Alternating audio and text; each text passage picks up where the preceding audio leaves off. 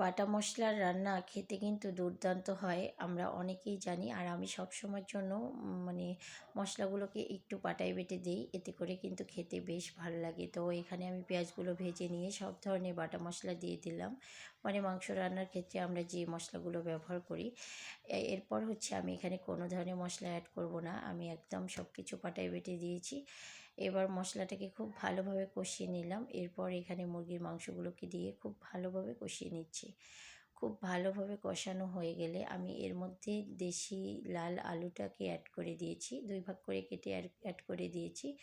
এই লাল আলুটা দিয়ে মাংসটা খেতে কী যে মজার হয়, যারা খেতে পছন্দ করেন তারাই শুধু বুঝতে পারবেন এর টেস্টটা আসলে কী। তো আলুগুলোকে দিয়ে আমি খুব ভালোভাবে কষিয়ে নিচ্ছি। আমি অনেকটা সময় ধরে কষিয়ে নিব, এতে করে হচ্ছে যে মাংসটা খেতেও অনেক বেশি মজা লাগবে আর কোনো প্রকার গন্ধও থাকবে না। তো অনেকটা সময় কষিয়ে নেওয়া হয়ে গেছে, আমার রান্না কিন্তু প্রায় শেষের দিকে। আর আমি একদম ভাজা ভাজা করেছি মাংসটাকে, মানে এখানে আমি কোনো ঝোল অ্যাড করিনি। আর আমার ঝোল খেতে ভালোও লাগে না। তো ভিডিওটা ভালো লাগলে অবশ্যই একটা শেয়ার করে দিন।